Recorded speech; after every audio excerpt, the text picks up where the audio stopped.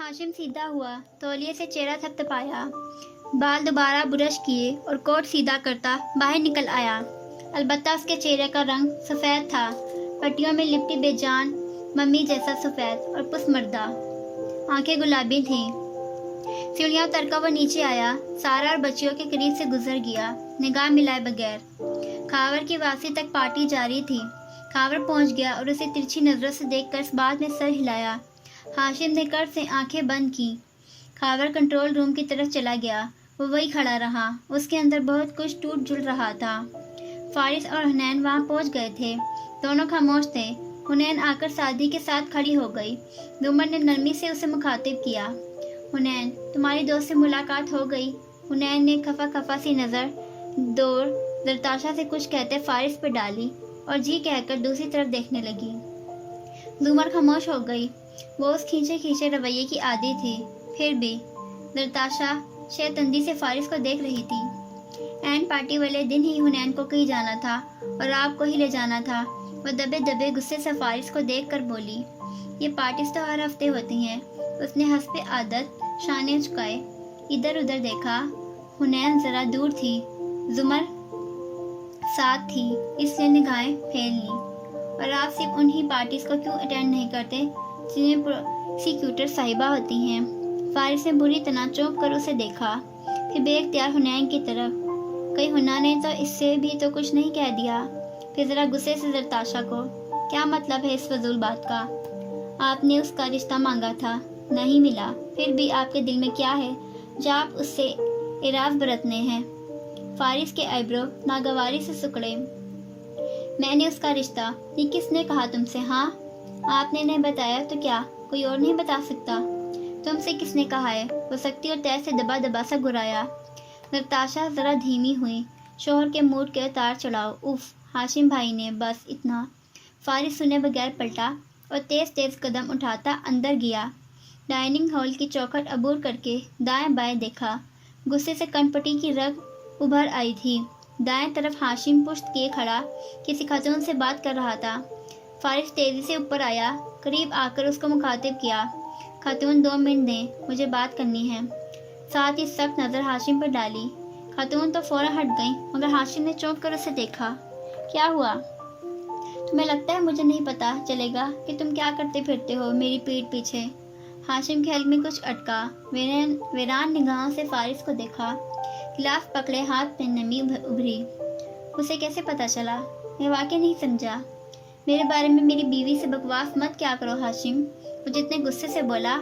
हाशिम के तने एसाब इतनी तेजी से ढीले हुए, रुका सांस बहाल हुआ। ओह, तो ये बात है। मैं अब तक नज़रअंदाज करता आया हूँ जो हर वक्त तुम उसे मेरी और अपनी माली हैसियत का फ़र्क जताते रहते हो। कभी मेरी किसी बात को निशाना तनकीद बनाना, कभी किसी को, मगर उससे मेरा घर डिस्टर्ब हो रहा है। आइंदा, उंगली उठाकर तंबिया की, आइंदा मेरी बीवी से दूर रहना, वरना मैं बहुत बुरा पेश आऊँगा। कह कर वो मुड़ गया। हाशिम खिलाफ मामूल खामोश मगर सुकून से उसे जाते देखता रहा। फिर वापस पलट गया, अंदर का सारा इस्तराब छुपाए। दामन पे कोई छींट ना, खंजर पे ना कोई दाग। तुम कत्ल करो या करामात करो। अगली फजर अभी तारीख थी जब जवाहरात की आंख खुली। वो सीधी उठ बैठी, गर्दन मोड़कर देखा। औरंगजेब करवट लिए सो रहे थे। दोनों के दरमियान काफी फासला था। उसने तलखी से सर झटका, झुककर स्लीपर्स पहने और खड़ी खिड़की तक गई। बाहर स्याही थी, रोशनी से जरा पहले का अंधेरा। अजीब घुटन थी फिजा में, जैसे कोई ताफुन ज़दा लाश किसी ने बीच चौराहे पे रखी हो और उसकी बूंदनों में घुस रही हो।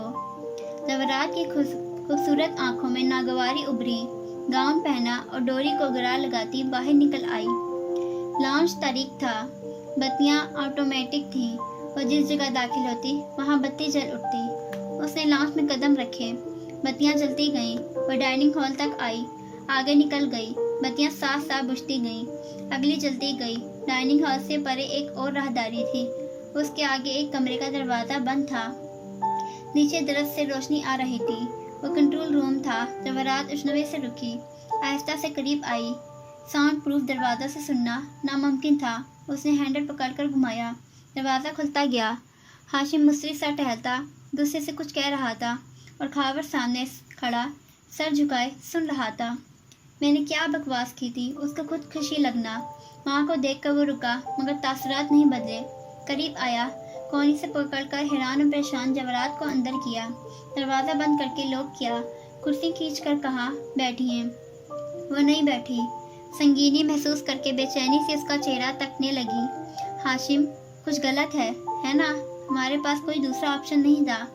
वारिस वाहिद शख्स था जिसके पास हमारे खिलाफ सबूत थे। मैंने खावर को ओके कर दिया। खावर ने उसे मार दिया। और ये रहे सारे डॉक्यूमेंट्स, उसकी फाइल, उसका लैपटॉप। इशारा किया उन पुर्जों की तरफ। जवाहरात बेदम सी होकर कुर्सी पे गिर गई। सर दोनों हाथों में गिरा लिया। खावर तफसीलात बता रहा था। आखिर में उसने झुके सर को उठाया, गुलाबी पड़ती आंखों से हाशिम को देखा। क्या उसकी जान लेना जरूरी था? क्या अब हम कातिल भी हो गए हैं? अपने खानदान की हिफाजत करने के लिए कुछ भी कर सकता हूँ मैं। बहरहाल अब ये सोचना है कि आगे क्या करना है। क्या मतलब? उसने खुदकशी कर ली, बात खत्म, सबूत हमारे पास हैं। उसकी हैरानी पर हाशिम ने घूर कर खावर को देखा। उसने सर झुका लिया। खुदकशी कब लगेगी वो? उसने उसके हाथ बांधे, उसके सर पर चोट लगाई, कमर पे जूता रखा। मुज़ाहमत के सारे राई जैसे निशान पोस्टमार्टम रिपोर्ट में पहाड़ बढ़कर नजर आएंगे। तफ्तीशी अफसर, पोस्टमार्टम करने वाले डॉक्टर्स और कितनों का मुंह बंद करवाना पड़ेगा। ये खुदकशी नहीं लगेगी। जवाहरात उठ खड़ी हुई, बेचैनी से फिरती रही, फिर चूक कर हाशिम को देखा। तो ठीक है, ये कत्ल भी हो सकता है। डाकू आए, सामान लूटा और बंदे को मार दिया। उसने चीज़ों की तरफ इशारा किया जो खावर साथ लाया था। आसान नहीं होगा। फारिस कभी भी इतने पे नहीं बैठेगा। हाशिम बेचैनी से नफी में सर हिला रहा था। सब खराब होता नजर आ रहा था। हाशिम, डोंट वरी, तुम कत्ल के वक्त पार्टी में थे, तुम्हारे पास एलिबाई है।